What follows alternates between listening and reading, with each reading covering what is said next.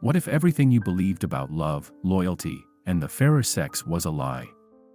What if history's most brutal philosophical minds were right, that beneath society's polished surface, a darker truth about women has been hidden, denied, and quietly feared? One 19th-century philosopher dared to expose it. His name was Arthur Schopenhauer, and what he wrote will shake you. This isn't just a history lesson. This is a cold, intellectual slap that will make you question centuries of romantic illusion. In this video, we go deep into Schopenhauer's raw, unfiltered view of women, alongside Plato, Nietzsche, Otto Weininger, and even the twisted confessions of ancient empires. Strap in. Subscribe now if you're ready for uncomfortable truths, rare philosophies, and stories you'll never hear in class. Schopenhauer didn't merely speculate about human nature, he saw it as an expression of a deeper metaphysical force he called the will to life, a blind, insatiable drive to survive and reproduce. Within this framework, women became biological instruments, vessels used by nature to trick men into procreation. He argued that women were not guided by reason or intellect, but by instinct, emotion, and cunning, tools evolution had sharpened for one purpose: reproduction. Love, to Schopenhauer, was not a sacred bond but a cruel illusion, a romantic mask concealing the mechanical function of the species.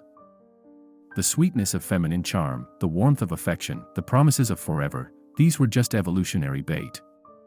Men, he believed, are lured by beauty into submission, bound by desire to serve a reproductive imperative they neither chose nor fully understand.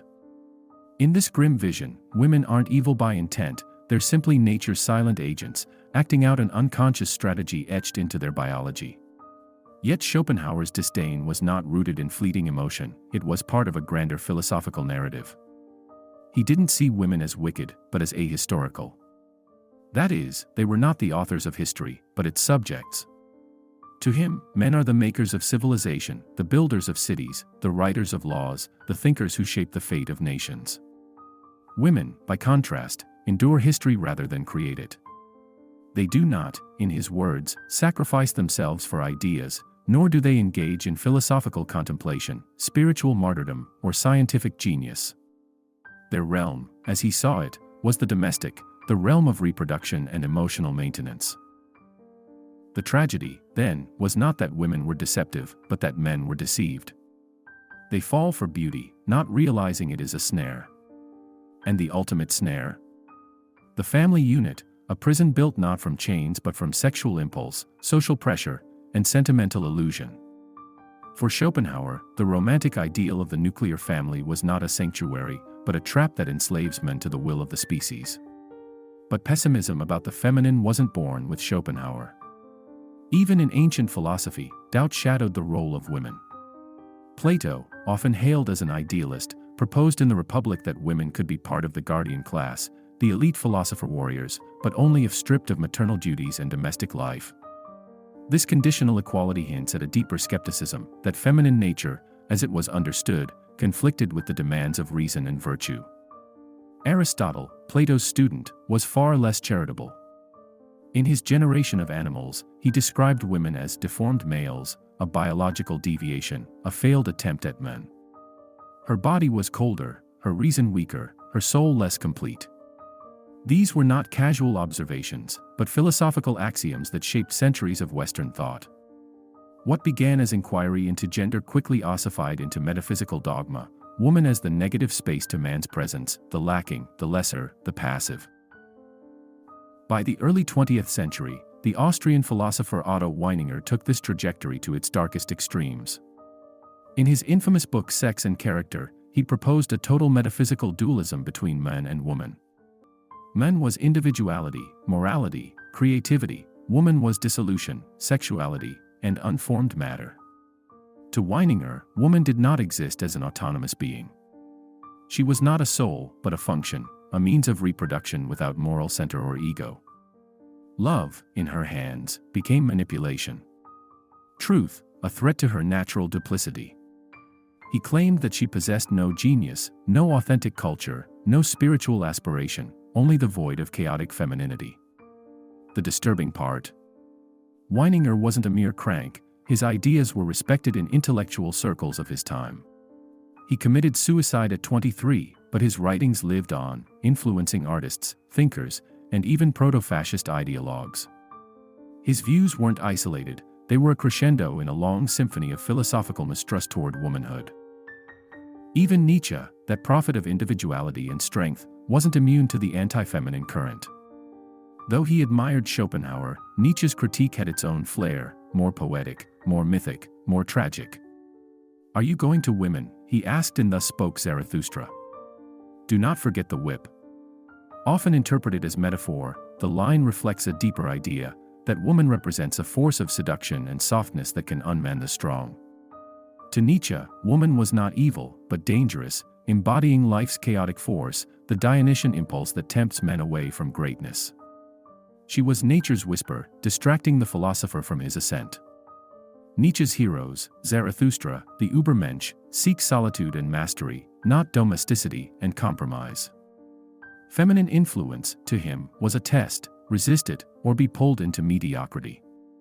The woman, in Nietzsche's world, wasn't a companion in truth-seeking, but a siren, beautiful, necessary, yet fatal to greatness. So what are we to make of this long tradition of intellectual hostility toward women? Were these thinkers merely bitter, loveless men projecting their wounds onto half the species? Or were they groping at something darker, an uncomfortable psychological pattern, a recurring truth that defies our modern sensibilities? Their language may be cruel, their conclusions flawed, but their concerns remain haunting. What if romantic love is not as noble as we imagine?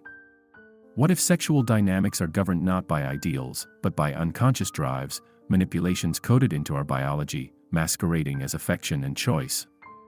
If so, the question is no longer about misogyny, but about the human condition itself.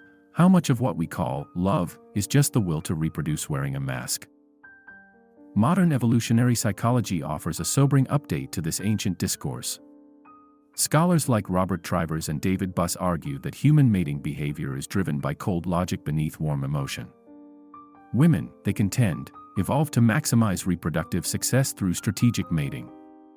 This doesn't mean they consciously deceive, but it does mean their instincts are tuned to detect high-status, resourceful, and dominant partners. This is known as hypergamy, the preference for trading up to more genetically or socially advantageous mates. In this framework, emotional tests, drama, and even infidelity aren't personal failings, they're adaptive strategies. Love becomes a battlefield of unconscious negotiation, where loyalty is conditional, and betrayal is part of the game. It's not that women are malicious, but when biology plays chess, feelings get sacrificed like pawns. And for the men who thought love was sacred, the realization feels like betrayal. Not because she lied, but because nature did. Think of the medieval ideal of courtly love, noble knights pledging their lives, shedding blood, and penning poetry in honor of women who remained distant, untouchable, and often indifferent. While men rode into battle or perished in duels for ideals like honor and loyalty, women operated in quieter, subtler ways, through influence rather than force, through suggestion rather than decree. Behind crusades and coronations, rebellions and alliances, stood queens, mistresses, and noble women whose words could elevate a man to glory or reduce him to ruin. Eleanor of Aquitaine, Catherine de' Medici, and Boleyn, women who didn't command armies but shifted the direction of empires with whispered counsel and calculated charm. Was this evil? Or was it simply a different kind of power, less visible but no less decisive? In a world where men died for symbols, women survived through strategy. Take the biblical story of Samson and Delilah, a tale etched into cultural memory as a parable of strength undone by seduction. Samson, a Nazarite judge with godlike power, was undefeatable on the battlefield. Yet he fell not to legions, but to a single woman. Delilah didn't need force, she used softness, persistence, and sensuality to lure from him the secret of his power, his uncut hair. Once she had it, she betrayed him without hesitation, trading affection for silver. The tragedy of Samson isn't framed in the Bible as cruelty, it's framed as destiny.